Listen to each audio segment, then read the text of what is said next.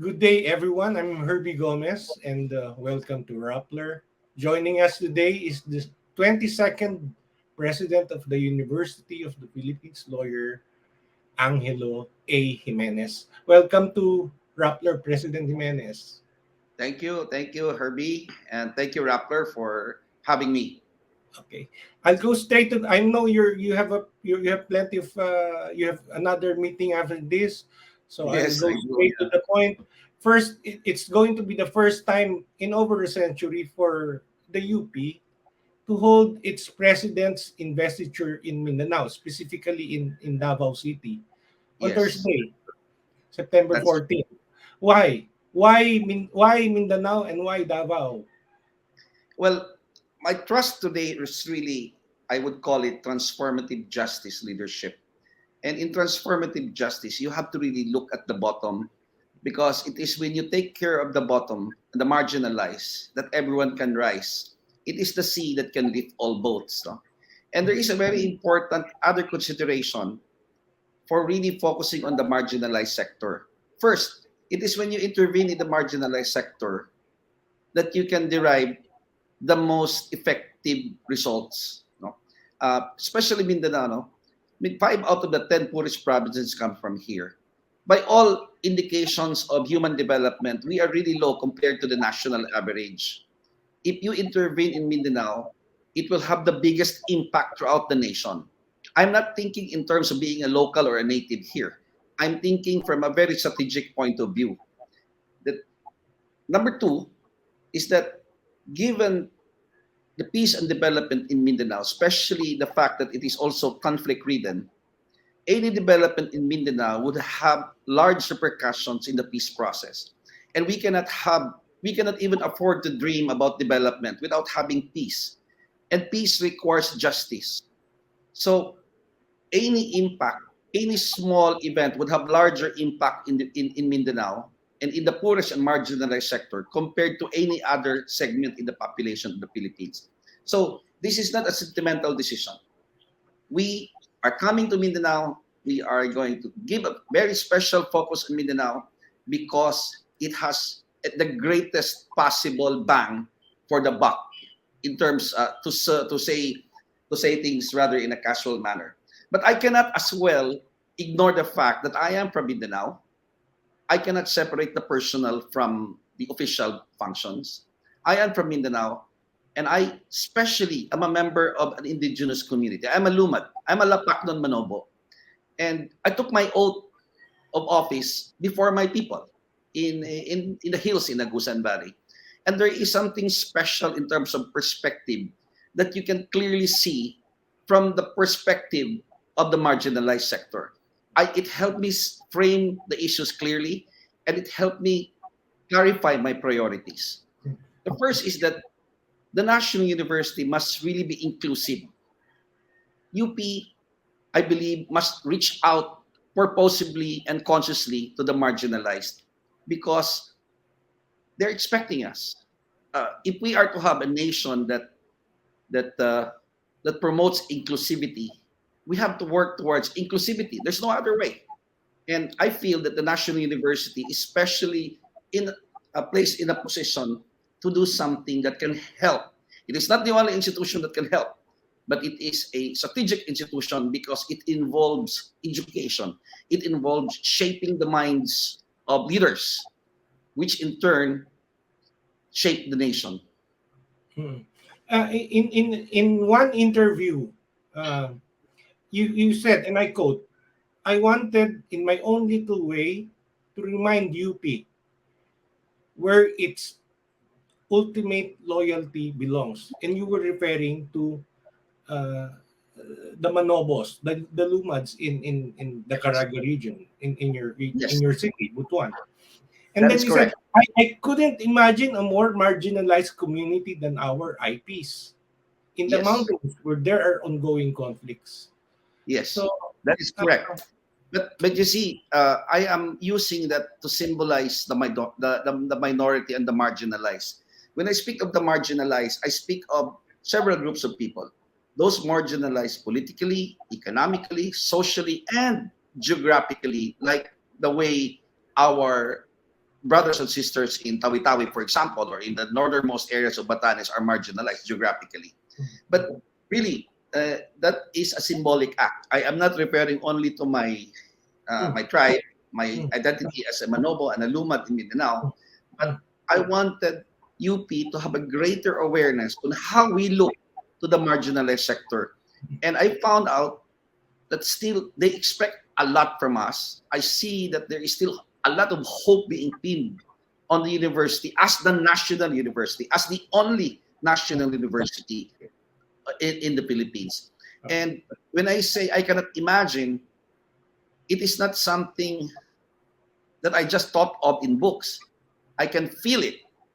As an IP, I can feel it in my guts.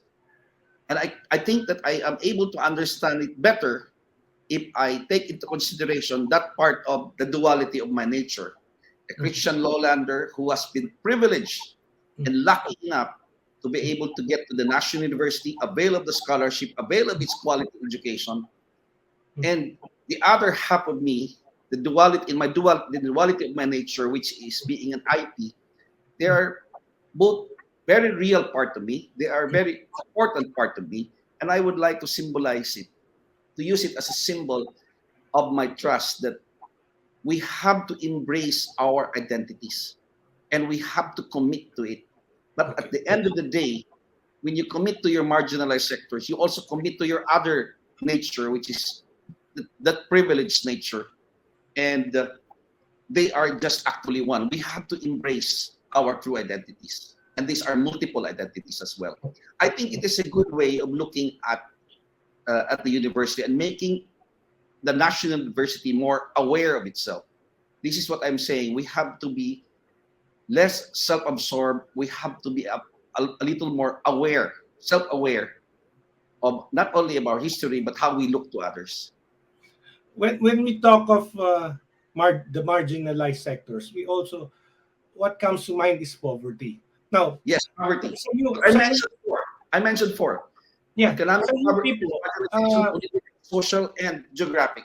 yes, yes. Sa UP, we're hearing stories of a number of students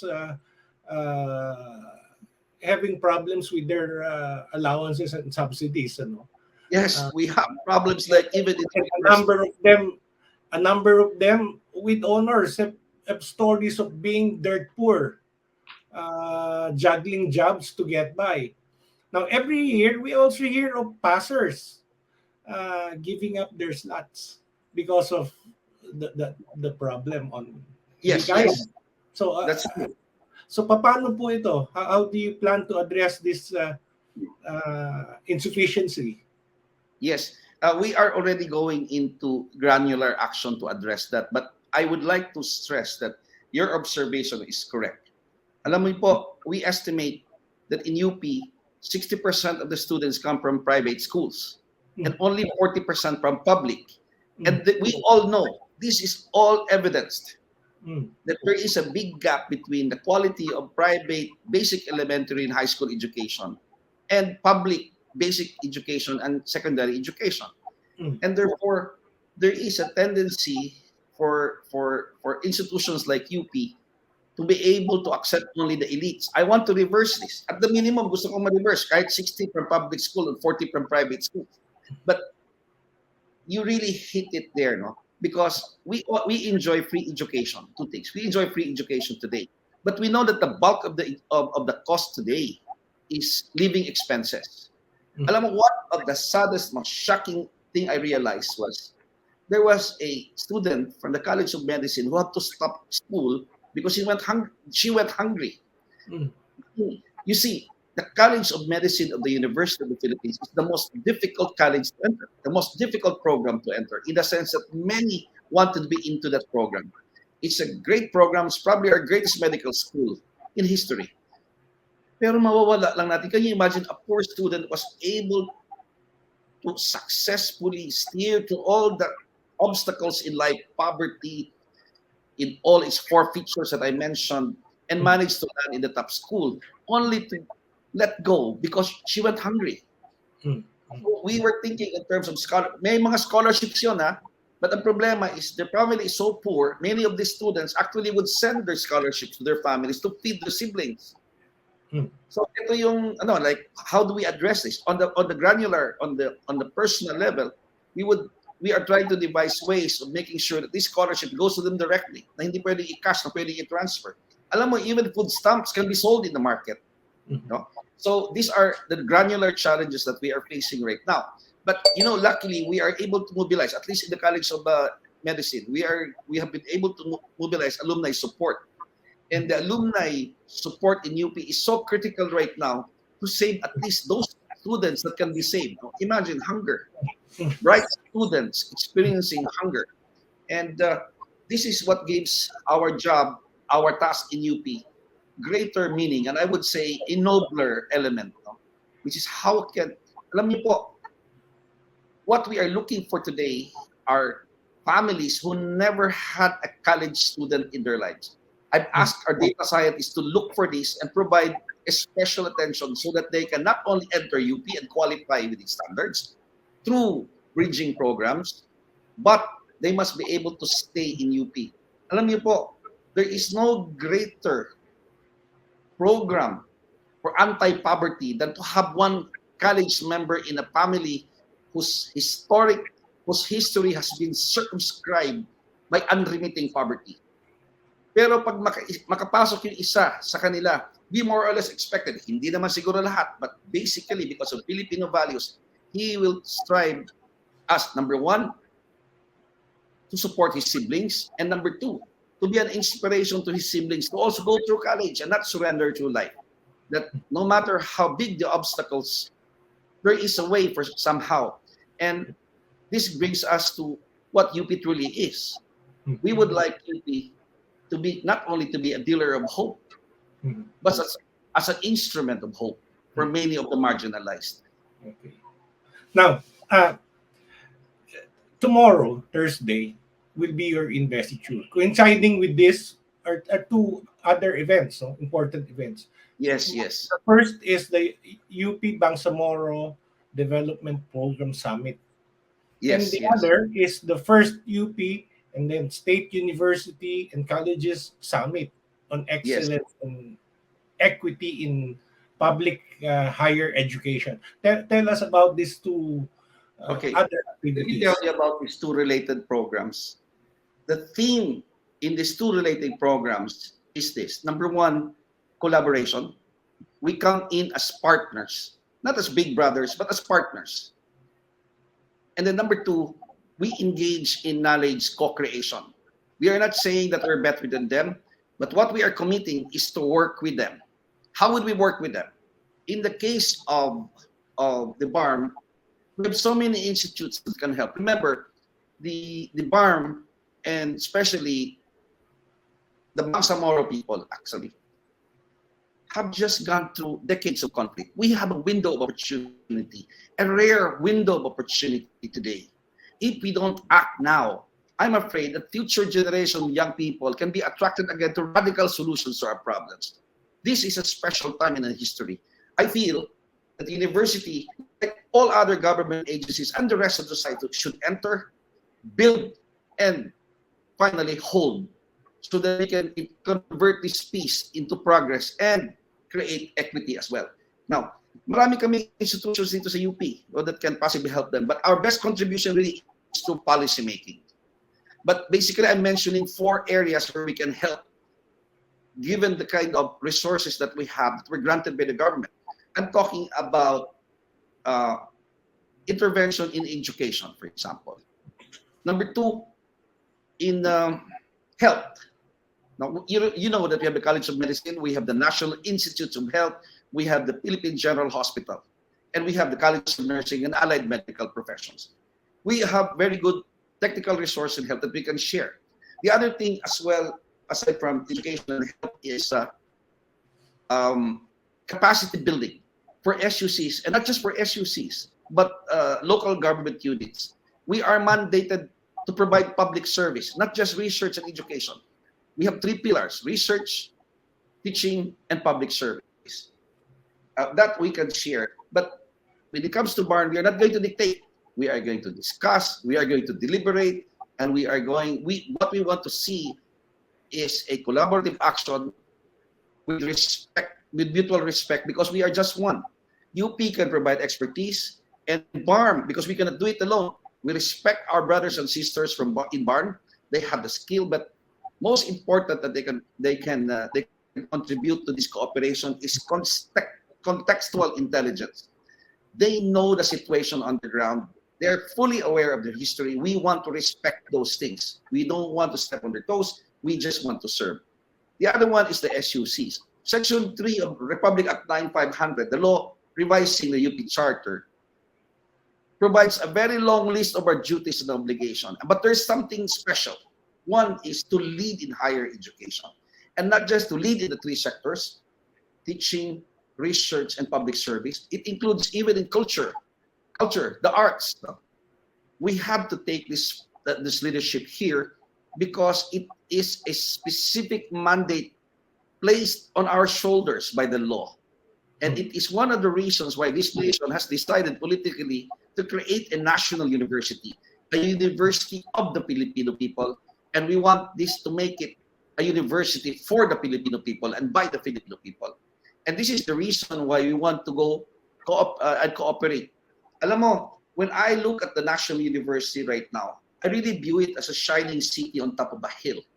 We are hope and we are resources, intellectual, basically resources. We want these resources to have impact on the lives of the people. But when I look at it now, given Section 3 of RA 9500, I see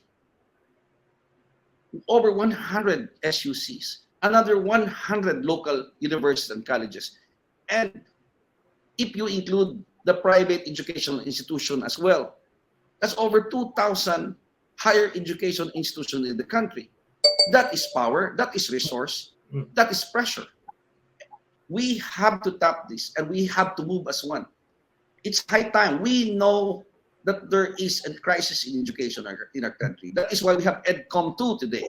They're reviewing the entire trifocal structure of the Philippine education system. But we all have to pitch in. The university is independent.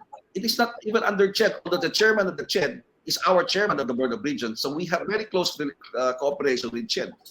We have an independent mandate. We intend to use that mandate to have impact. As I said before, it's not our citations. It is not our global ranking that would make us relevant to the people. It is our impact on the lives of the ordinary Filipino people that will eventually be the best metric if we are to say that we have fulfilled our mandate. Okay. Well, Mr. President, ang dami mong first and you're breaking barriers. You're the first UP president from Mindanao. You're the first Manobo, and this will be the first time that investiture will be held in Mindanao. So good luck on your on whatever it is that you will do. Thank you very much. Yes. Much, and that's it for me. Salamat po. Thank you so much. Salamat. This one's for the Lumads, not only for the Manobo, and this one's for Mindanao. Daghang salamat. Daghang salamat, sir. Daghang salamat.